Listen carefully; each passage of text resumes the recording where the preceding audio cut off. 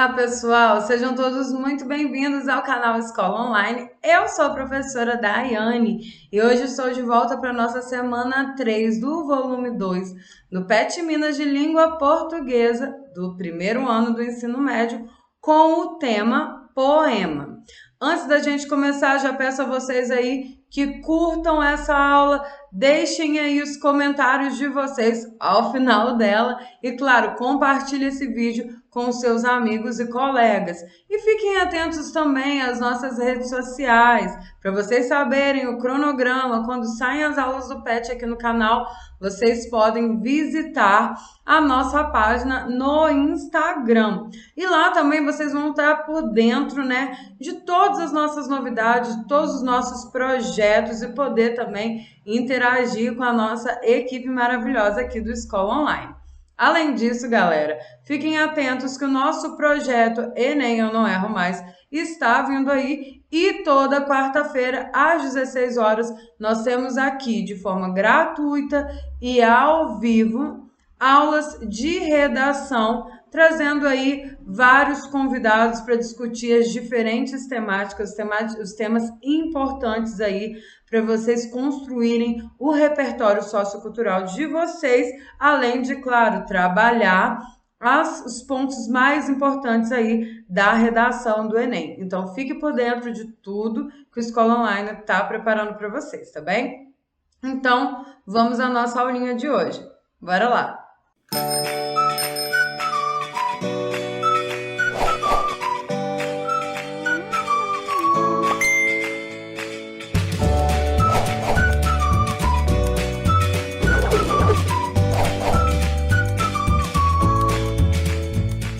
O que é o poema? Gente, o poema é um gênero textual literário.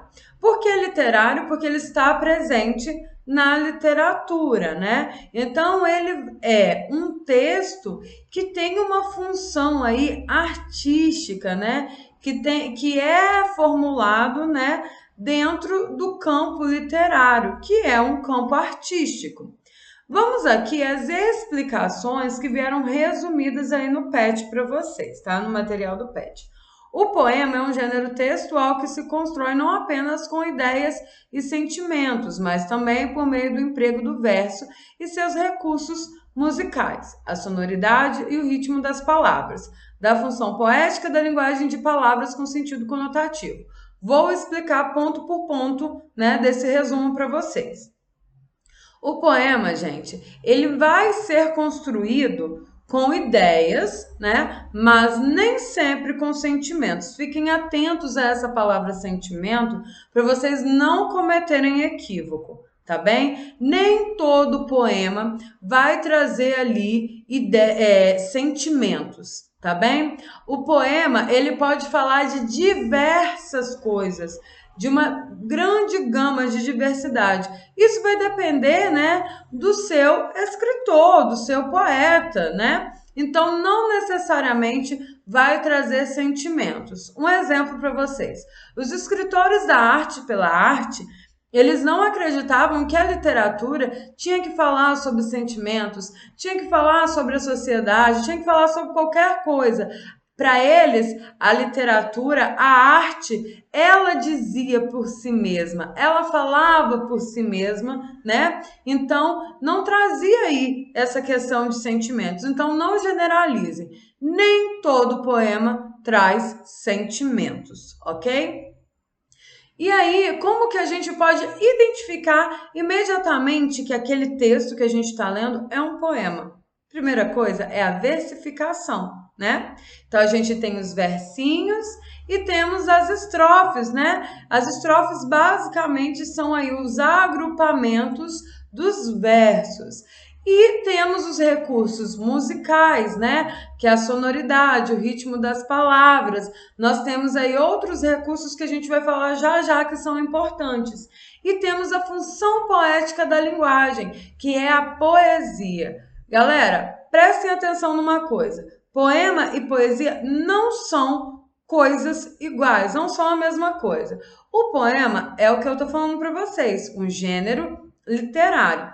Mas a poesia, né, a função poética, ela pode estar presente em outras artes, ela não está presente apenas na literatura. Então, pode haver uma música que é poética, um quadro, né, uma obra de arte, uma escultura, né? Então, a poesia, né, ela fala muito sobre o conteúdo, né, sobre como que está sendo utilizada essas palavras para que tragam aí a diversidade de sentidos, mas sentidos ali, né, que vão estar mais vinculados, nem sempre vinculados, mas estão vinculados aí também ao conotativo. E o que é esse sentido conotativo? É o sentido figurado. Lembram lá das figuras de linguagem? Pois é, elas estão bem presentes, né, na linguagem poética. Mas fiquem atentos, a poesia ela fala mais, né, ela diz respeito mais ao conteúdo, à poeticidade, né, à organização dessas palavras, desses sentidos, né, que são construídos no texto. E o poema vai ser o gênero textual exclusivo da literatura. A poesia já não é exclusiva, tá bem? Então vamos lá. Quais são os recursos presentes no poema, gente? Nós temos o primeiro, que é a métrica. A métrica vai ser a medida dos versos. Então, nós temos, por exemplo, poetas, né, que vão construir os seus poemas com aquela métrica bem contadinha, né? Então, assim, todos tendo todos os versos com a mesma métrica ou intercalando entre uma e outra. Isso vai depender do escritor, tá bem? E aí nós temos o ritmo. O ritmo ele vai depender dessa métrica, porque essa métrica vai ser a contagem, aí pode ser das sílabas, pode ser também de um agrupamento, né, silábico e por aí vai, né, dos sons que vão formando. E aí o ritmo, né, ele vai seguir, né, essas decisões, ele está em função dessas decisões aí, dessa métrica, que vai ser a ritmação, né, dada aí conforme nós vamos fazendo a leitura e traz aí uma sonoridade. Esse ritmo também vai depender da rima. A rima, como vocês sabem, né, podem ser sílabas, podem ser só as vogais rimando aí, né, em seus versos. E essas rimas também conferem ritmo para o poema. Temos a aliteração. A aliteração vai ser aí a repetição de sons consonantais. Então, por exemplo, temos aí Brasil, barril, barco. Então, percebam a repetição do B, né? Então, a aliteração, ela vai falar mais especificamente sobre a recursividade, né? Essa repetição do fonema consonantal, da consoante. E nós temos a assonância, que vai ser a repetição do fonema vocálico, ou seja, das vogais, ok? Então, vamos aqui ao poema que foi trazido para que vocês fizessem a leitura e as atividades. É o poema Minha Condição, da Mel Duarte. A Mel é uma slammer. Slammer, gente, são aí os novos poetas, né, que vêm do movimento muito interessante que é o Slam, S-L-A-M. São movimentos aí, né, é um movimento que faz, né, um agrupamento, uma reunião de poetas, né, e eles vão declamar aí as suas poesias. Só que eles têm aí uma temática muito ligada à realidade do periférico, à realidade do pobre, do marginalizado, né? Daquele que está à margem da sociedade. São jovens da periferia que vão escrever aí, que vão falar sobre as suas realidades, sobre as suas inquietações, sobre os seus desejos, os seus sonhos. É super interessante, eu indico a vocês, procurem aqui no YouTube, vocês vão encontrar várias reuniões do Slam, são interessantíssimas, vocês vão gostar muito. E aí, antes de trazer a poesia pra gente, né, o poema Minha Condição, o material do PET fala um pouco, né, sobre o intuito dos escritores. Como eu falei para vocês, nem todo escritor vai falar de sentimentos, ok? Mas aqui ela traz, né, os seus desejos, os seus sentimentos e também fala sobre a literatura, né, a poesia como um instrumento aí, né, de transformação social, como uma forma de desvelar, né, as verdades, as realidades que até então não eram faladas.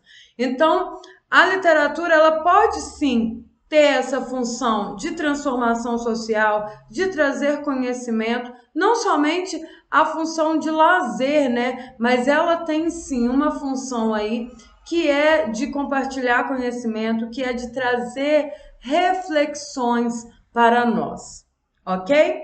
Então, no poema Minha Condição, da Mel Duarte, o eu lírico trata de falar, né, sobre a sua trajetória, sobre a sua condição, né? Qual é a minha condição? A condição é a condição de mulher negra, né? De mulher que já foi tão tempo silenciada e que é poeta, né? A mulher negra poeta. Então, sobre o que ela escreve? Ela escreve sobre a sua condição, ok? Basicamente isso, façam a leitura atenta desse poema, é um poema belíssimo, um poema riquíssimo aí em questão, em conteúdo cultural, e eu indico muito a vocês que procurem aí na internet, aqui no YouTube, os vídeos do Islã. Vamos aqui às questões, gente. Agora que você já leu o poema de Mel Duarte, vamos responder as questões? Vamos lá. Número 1. O poema é um gênero textual que se constrói não apenas com ideias e sentimentos, mas também por meio do emprego do verso e de seus recursos musicais, a sonoridade e o ritmo das palavras, de palavras com sentido conotativo. Vamos à letra A, gente.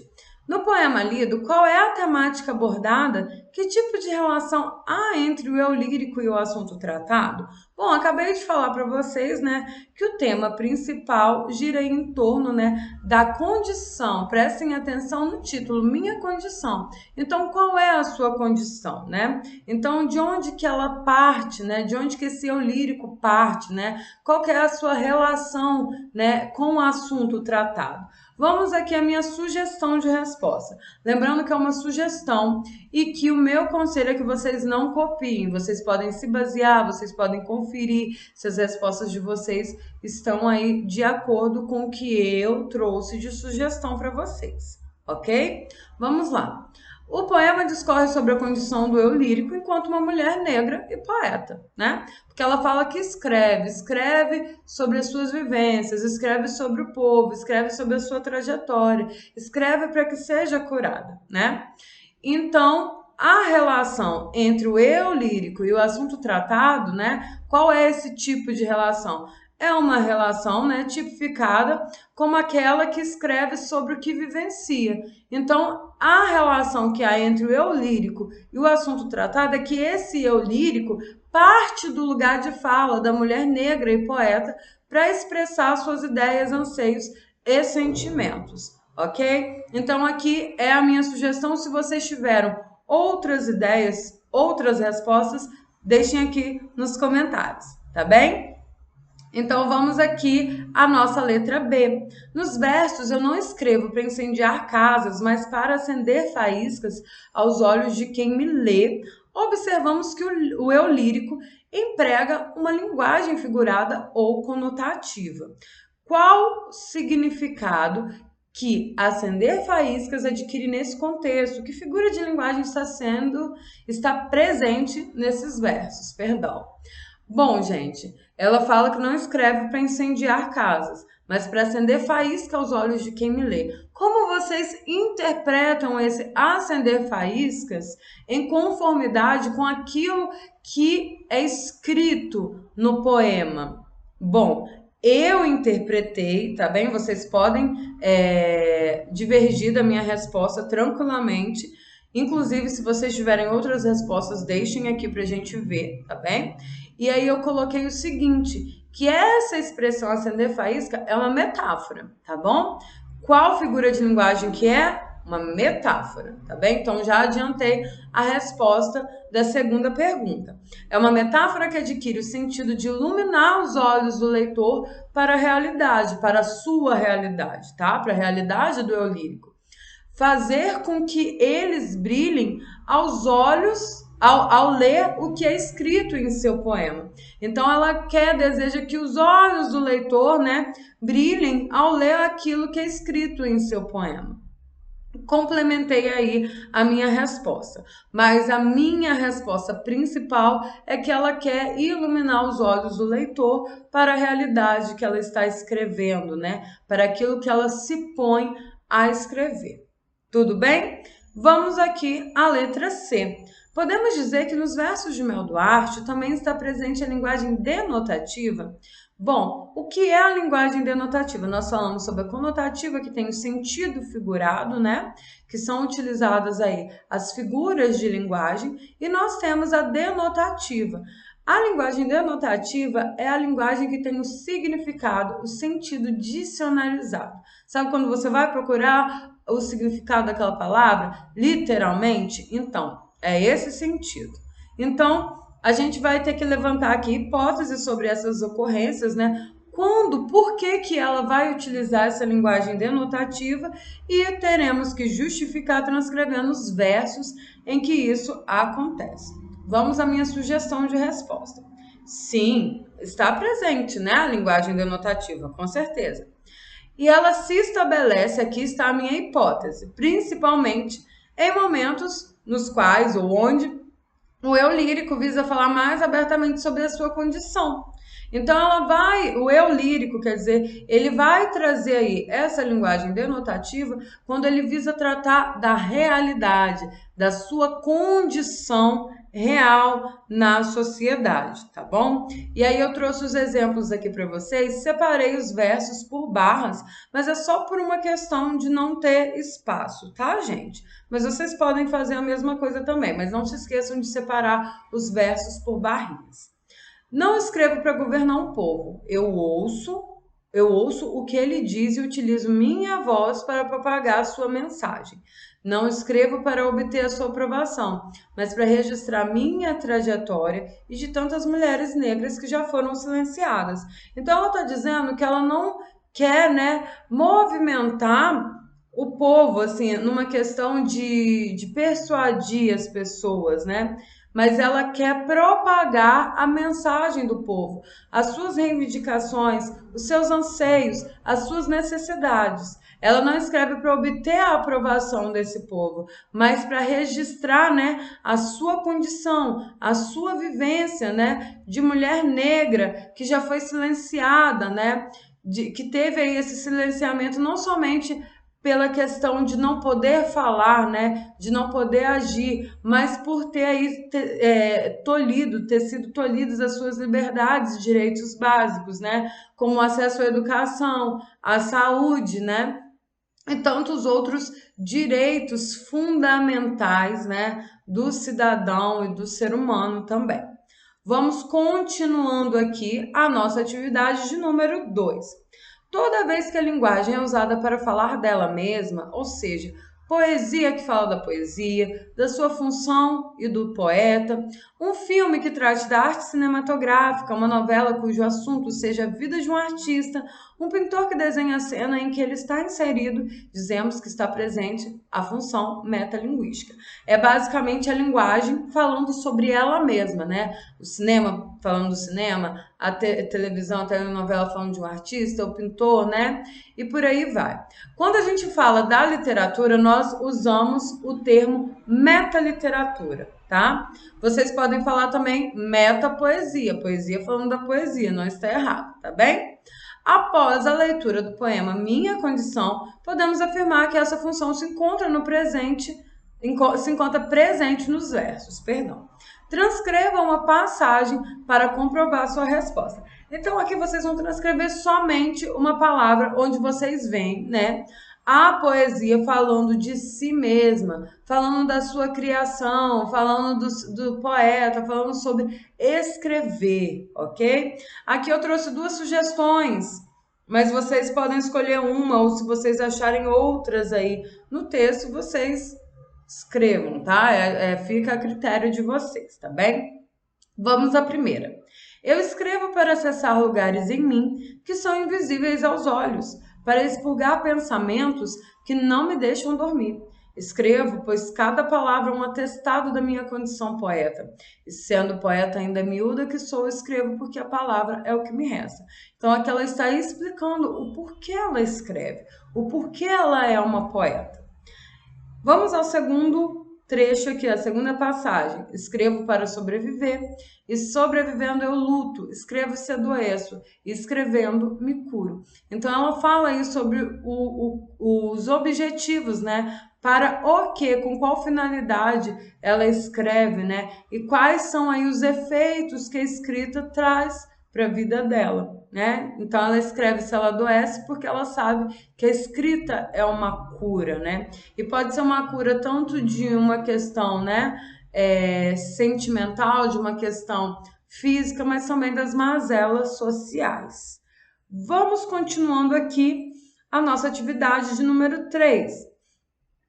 Em Não Escrevo para Governar um Povo, eu ouço o que ele diz e utilizo minha voz para propagar sua mensagem.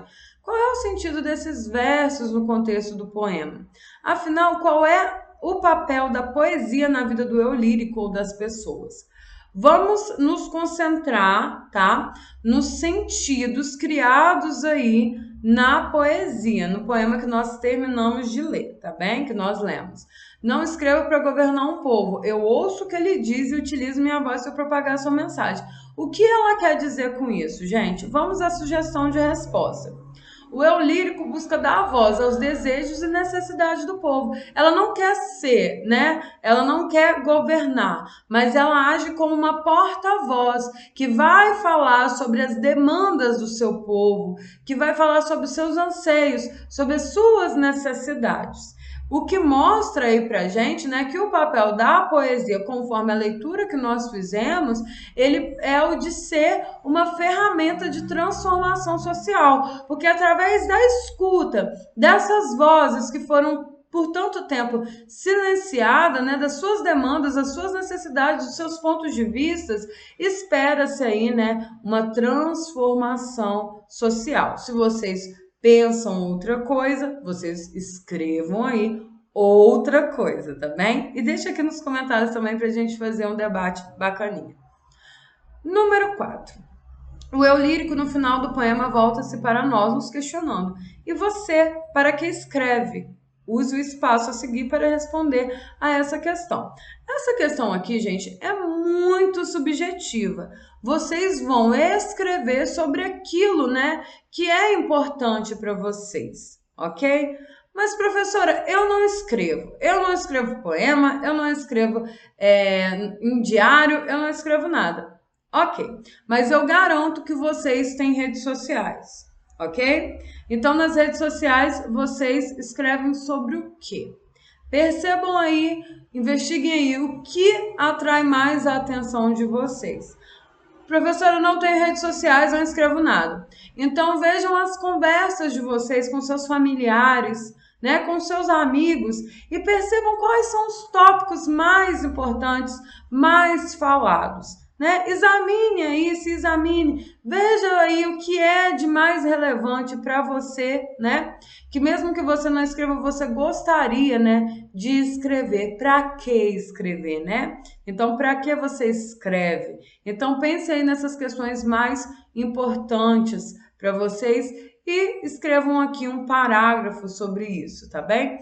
Trouxe a minha resposta, que não vai nem ser sugestão de resposta, porque eu falo do meu lugar, né, de professora. Que enquanto professora eu escrevo sobre o espaço transformador da sala de aula, das necessidades e precariedades encontradas, mas também dos sonhos construídos conjuntamente sobre o futuro dos meus alunos. Então aqui eu escrevi bem pouquinho, mas vocês podem explorar um pouco mais essa parte, tá? Esse exercício. Vamos aqui à nossa última atividade. Após ler o poema, podemos afirmar que o eu lírico, vamos lá, escreve com o propósito de revolucionar seu próprio cotidiano e de outras pessoas por acreditar nas palavras enquanto ferramenta de transformação social. Letra B, busca na história desvelar outros prismas da representação da mulher negra. Letra C, apresenta a imagem de uma busca pela identidade racial, pela consciência racial que o cabelo pode trazer. Letra D, protagoniza o lugar de fala da mulher, que em muitas situações é condicionado a uma posição de subalternidade. Letra E, faz o resgate ancestral de espaço democrático da fala. Bom, o que a gente vê nesse poema, né, é que ele vai trazer aí, já no título, né, minha condição, né, falando, né, sobre o cotidiano da mulher negra que escreve, né, e que escreve sobre a sua realidade. E ela vai, o eu lírico vai trazendo aí, né, o porquê escreve, o para que escreve. Então, ele não vai falar, por exemplo, sobre deselar prismas, né, da representação da mulher negra. Ele não vai trazer a imagem de uma busca de identidade racial, não é sobre isso que é falado, né? Não fala aí sobre o cabelo, não fala sobre o protagonismo, né, do lugar de fala da mulher, da sua condição de subalternidade, também não fala sobre um resgate ancestral, de um espaço democrático da fala, embora fale aí do silenciamento sofrido por essas mulheres negras. Então, a resposta mais correta, a resposta correta é a letra A. O eu lírico escreve com o propósito de revolucionar o seu próprio cotidiano e de outras pessoas por acreditar nas palavras enquanto ferramenta de transformação social, tá bem? Então, galera, muito obrigada a todos vocês que ficaram até aqui com a gente. Nós estamos terminando a nossa aula de hoje. Aguardo vocês na semana que vem e fiquem bem ligadinhos aí nos nossos próximos projetos e acessem a nossa plataforma também, tá bem? Um beijão, até a semana que vem. Tchau, tchau!